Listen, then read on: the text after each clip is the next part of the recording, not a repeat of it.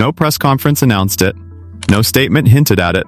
No cameras waited outside the palace gates. What shifted inside Windsor did not begin with noise, it began with paperwork. A single signature placed carefully on a custody document. Routine in appearance.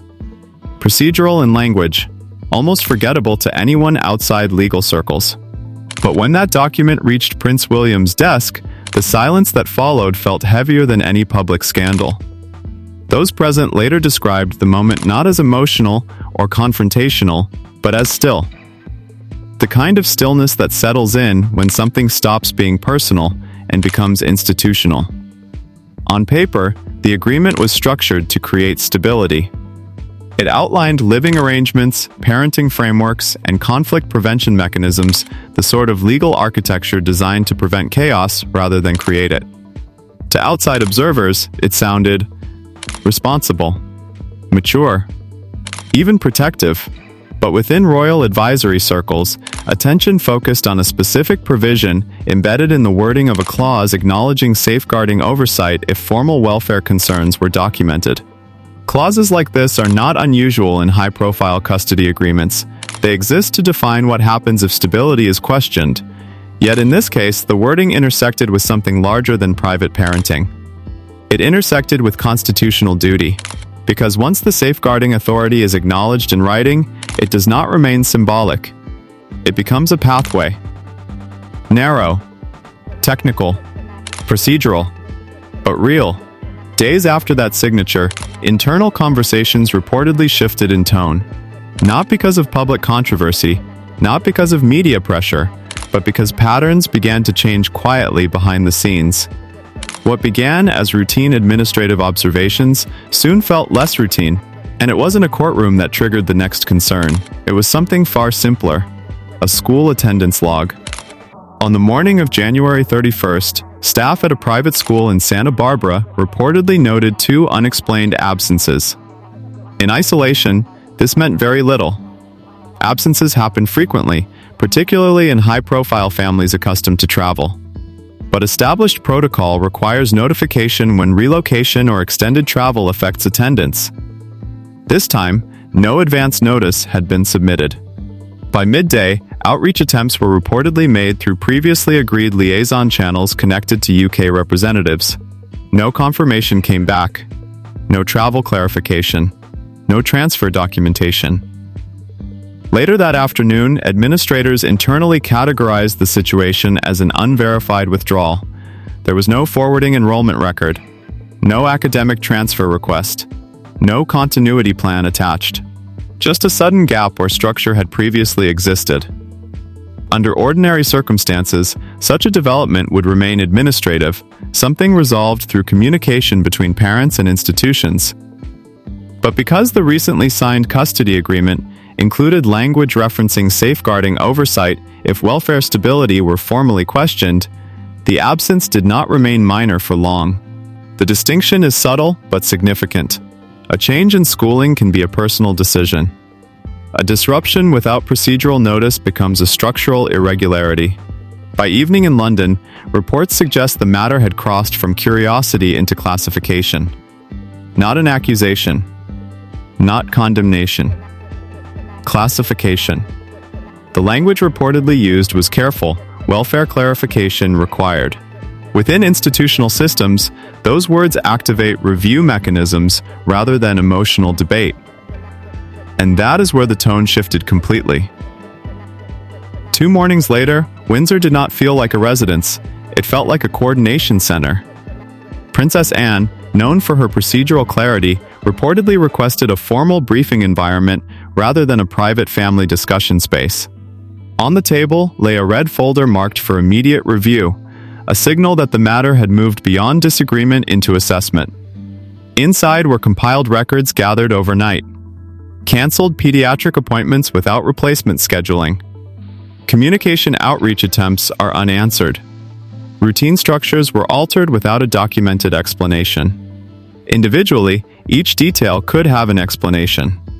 Families travel, schedules shift, appointments are rescheduled.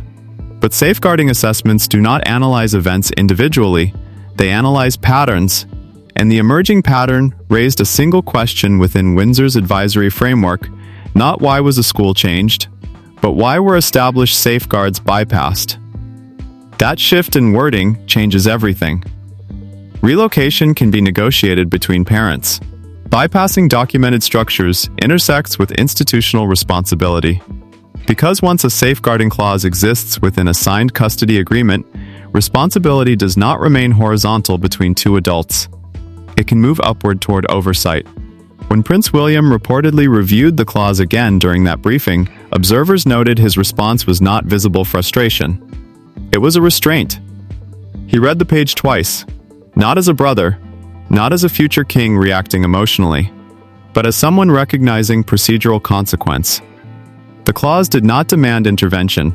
It allowed an underdocumented justification. And documentation, by that stage, was accumulating. Across the Atlantic, none of this unfolded publicly. There were no press statements, no visible legal filings, no interviews hinting at conflict, but internally, classification had changed. The issue was no longer framed as a parental disagreement. It had been categorized within safeguarding language, the exact condition referenced in the custody agreement's technical wording. Silence inside institutions is often louder than argument, because when emotion disappears from a room, structure replaces it. The focus was no longer on conflict between adults, it was continuity for children. And once continuity enters institutional vocabulary, response mechanisms begin to align. What makes this moment significant is not that an action had been taken, but that authority now existed to take one if necessary. The custody document, intended to prevent chaos, had inadvertently defined the conditions under which oversight could be justified. That realization did not erupt into confrontation. It settled into procedure. By the time speculation began circulating in media circles about unusual movements or school changes, Windsor had already moved past curiosity. It was verifying timelines, assessing documentation, and reviewing obligations. The question was no longer whether the palace wanted to involve itself. It was whether, under the framework now acknowledged in writing, it was obligated to. And that is where the real tension begins. Because once responsibility shifts from private dispute to institutional duty, stepping backward becomes far more complicated than stepping forward. The red folder had only just been opened. The clause had only just been interpreted. And the silence that followed suggested that the next decision would not be driven by emotion, rumor, or headlines. It would be driven by structure. And structure, once activated, does not move impulsively, but it does move. The question now was not whether something had changed. The question was who inside Windsor would define what happens next. And that answer had not yet been revealed. Emails were technically delivered. Servers confirmed receipt. Automated responses acknowledged arrival. But beyond that, nothing. No replies, no clarifications, no reassurance. Calls are redirected through assistants. Messages filtered through legal intermediaries. The silence wasn't emotional. It was structural, measurable. When communication gaps follow predictable patterns, institutions stop interpreting them as coincidences. Then came the financial documents, and that was the moment the tone inside the room shifted. The education trust established for the children's long-term schooling had been restructured. Not dissolved, not misused, but altered. Its oversight pathway, previously anchored to structured trustees, had been adjusted toward more direct control. Again, not illegal, not automatically concerning. But within safeguarding frameworks, oversight exists for one reason: continuity. When continuity mechanisms change without parallel communication, institutions ask why. Princess Anne reportedly did not dramatize the change. She didn't speculate. She simply aligned timelines: school withdrawal, canceled medical scheduling, communication gaps, financial restructuring. Each item alone could be explained in a sentence. Families move. Accounts get reorganized. Lawyers adjust trusts for tax efficiency. None of that is unusual. But safeguarding review doesn't evaluate isolated events, it evaluates pattern convergence. And when multiple safeguards shift at once, absence becomes data.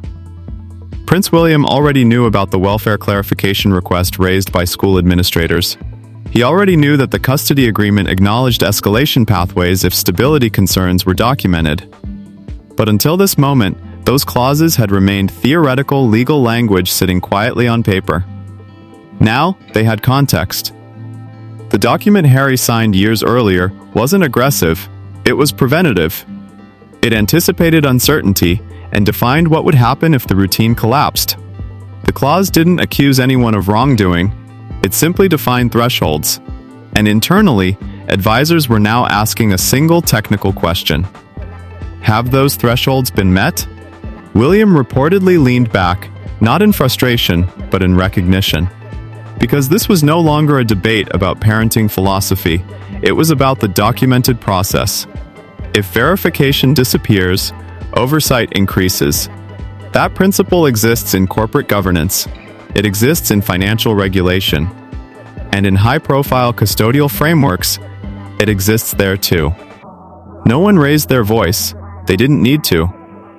The realization was procedural. The monarchy, as an institution, doesn't want intervention. It operates within pre-written structures. If conditions align with defined triggers, the response becomes an obligation, not emotion. And that's when the conversation shifted from possibility to implementation review. Across the Atlantic, however, the interpretation looked entirely different. Meghan's legal team framed the issue clearly: parental autonomy under U.S. jurisdiction. Under American family law, decisions regarding schooling, routine, and upbringing are primarily within parental authority unless a domestic court determines otherwise. From that perspective, relocating schools or restructuring trusts did not constitute instability, they constituted discretion. To them, palace inquiries risked appearing like external interference in private parenting choices. Two legal cultures. Two frameworks. Both are legitimate in their own systems. The complexity was not about right versus wrong. It was about overlap. Because the children's identities exist within both private family structure and a historic public institution. And when dual systems claim protective interest, jurisdiction becomes layered. Royal legal advisors were not arguing parenting style. They were evaluating whether previously agreed liaison channels had been bypassed, whether structured communication routes had been disrupted, whether verification standards outlined in signed documents were still intact. If verification cannot be confirmed, institutions escalate review. Not emotionally, procedurally. That distinction created tension without confrontation. Meanwhile, public interpretation simplified everything. Supporters saw overreach, critics saw concern, social platforms polarized instantly. Silence from one side became proof for the other. Small legal filings were magnified into symbolic battles. But inside briefing rooms, language was careful. No accusations of neglect, no declarations of misconduct. Only terms like continuity, documentation, jurisdiction, guardianship. By the end of the week, the situation had evolved into something technical rather than theatrical. Not a custody war, not a dramatic seizure of control, but a structured evaluation of cross-border guardianship parameters. And this is where reality differs from sensational headlines. There is no automatic royal override of American parenting authority. There is no secret constitutional power that allows the Crown to unilaterally assume custody abroad. Any meaningful shift would require court recognition, cooperation, and legal alignment across jurisdictions. What the palace could activate were internal protective measures related to institutional identity, travel advisories, security protocols, image protections, trust compliance reviews, administrative containment, not emotional conquest.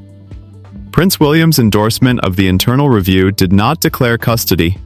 It confirmed adherence to protocol. That difference matters more than headlines suggest. Because institutions move carefully, they avoid language that suggests family battle. They use language that suggests safeguarding compliance. And as legal positioning evolved, observers began noticing something subtler. Harry's reported approach appeared mediation-oriented. focused on access and clarity rather than confrontation. Meanwhile, public-facing legal statements from California emphasized independence and jurisdictional boundaries. The divergence wasn't explosive, it was tonal. When legal strategies diverge slightly under pressure, perception fills the space. Joint messaging became less synchronized. Responses appeared staggered rather than unified. No official confirmation of internal disagreement, but visible difference in emphasis. And that's when the public narrative began to shift again.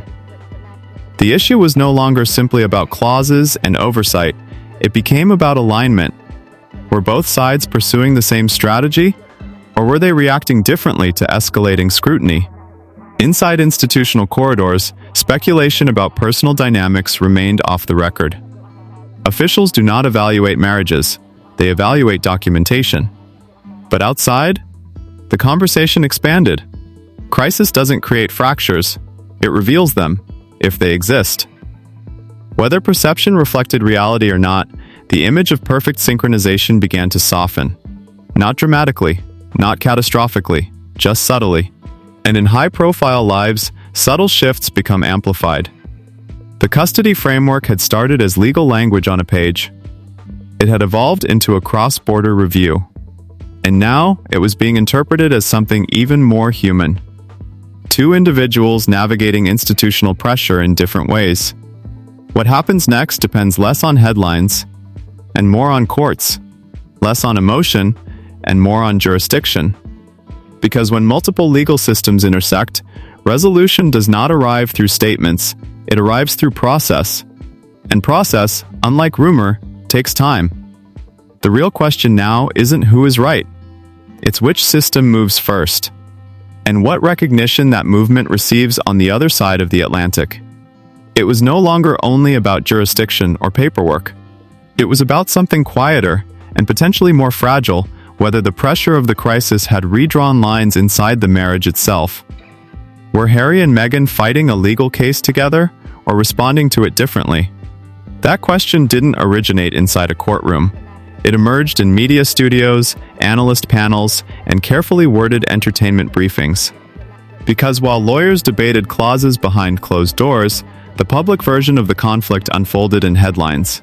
In California, entertainment commentary began framing the situation in familiar language: independence versus tradition, privacy versus institution, modern parenting versus historic expectation. Meghan was described by supporters as protecting autonomy. Media projects were characterized as evolving creatively, not strategically. Adjustments were called normal development. Across the Atlantic, the palace took a completely different communication posture. Minimalism. No emotional rebuttals, no interviews, no narrative counterattacks, short procedural clarifications, long silence between them. To communication strategists, that silence wasn't weakness, it was containment. Institutions often reduce oxygen around controversy rather than amplify it. But silence does not remain empty. Speculation filled it. Reports surfaced about possible branding discussions, documentary angles, and storytelling projects connected to family life. None officially confirmed, none fully denied. In the modern media cycle, the absence of confirmation becomes fuel. Then observers began noticing something subtle. Online project descriptions were edited, references adjusted, mentions reduced. Children's names appeared less frequently in promotional language. It wasn't dramatic enough to trend immediately. But it was consistent enough to be noticed. The digital footprint was shrinking. Simultaneously, palace policy statements emphasized a general principle: minors connected to the institution should not be commercially positioned during unresolved legal review. No direct accusations. No names. Just policy language. Two narratives formed instantly. One interpretation, necessary safeguarding. The other, institutional pressure. Talk shows debated cultural differences. Comment sections divided into camps. Analysts framed it as a philosophical clash between monarchy and modern celebrity. But behind the noise, something deeper was shifting. The children were no longer peripheral to the story. They had become the center of it. Every school adjustment, every edited credit, Every legal clarification now carries symbolic meaning because it relates to them. What could have remained private parenting decisions were now interpreted as signals in a larger institutional equation. Meanwhile, inside Windsor, the tone had changed again. The atmosphere no longer resembled crisis management, it resembled routine administration. Schedules drafted in advance, educational continuity discussed calmly, security assessments updated methodically. The conversation was no longer if. It was how consistently, and this is where realism matters. No dramatic custody transfer occurred overnight. No cross-border constitutional override replaced American jurisdiction. What evolved instead were internal frameworks of precaution, structured communication standards, trust oversight reviews, and image protections aligned with institutional policy. Administrative, not theatrical. But even administrative changes reshape dynamics. Catherine's reported involvement, where described publicly, focused on stability, encouraging continuity between cousins, reinforcing routine, ensuring that the environment felt structured rather than reactionary. In institutional philosophy, predictability is protection. Inside that structure, the focus remained consistent: reduce uncertainty, because uncertainty fuels instability far more than headlines do. Prince William reportedly approached the situation not as a sibling dispute, but as a governance question. When legal wording anticipates instability and defines a response, leadership becomes less about preference and more about adherence. That is the difference between emotion and institution. And once an institutional mechanism activates, it rarely deactivates instantly. It normalizes into procedure. What began as clarification had become framework. The deeper realization, perhaps for everyone involved, was that the custody agreement had not caused the crisis. It had defined the response to it.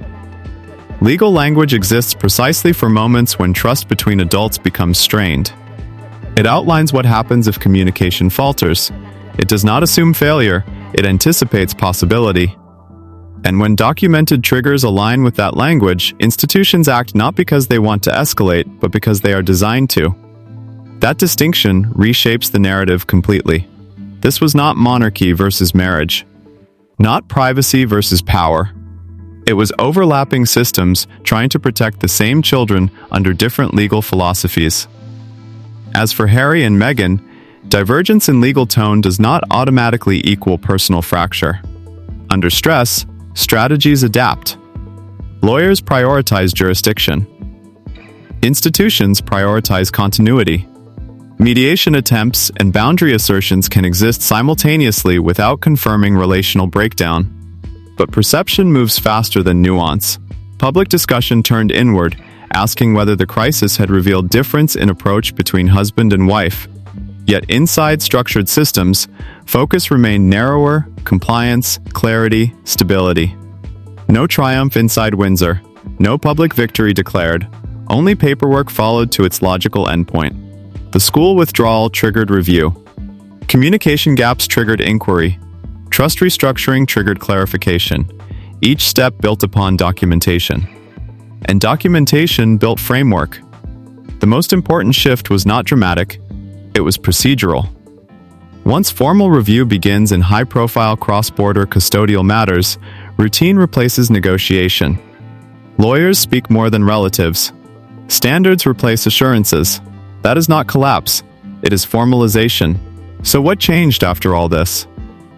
Not headlines, not family bonds overnight, but the balance between private arrangement and institutional oversight became more clearly defined than before. The story, at its core, was never about spectacle. It was about structure, and structure does not react emotionally. It reacts when conditions match definitions. The real question moving forward isn't who won, it's whether overlapping systems can recalibrate without turning procedural safeguards into permanent distance. Because in the end, beyond monarchy, beyond media, beyond commentary, two children deserve stability more than narrative, and every system involved claims that as its goal. What happens next will not be decided in studios. It will be decided in filings, mediation rooms, and carefully drafted agreements. And those move slower than headlines, but last longer than them too.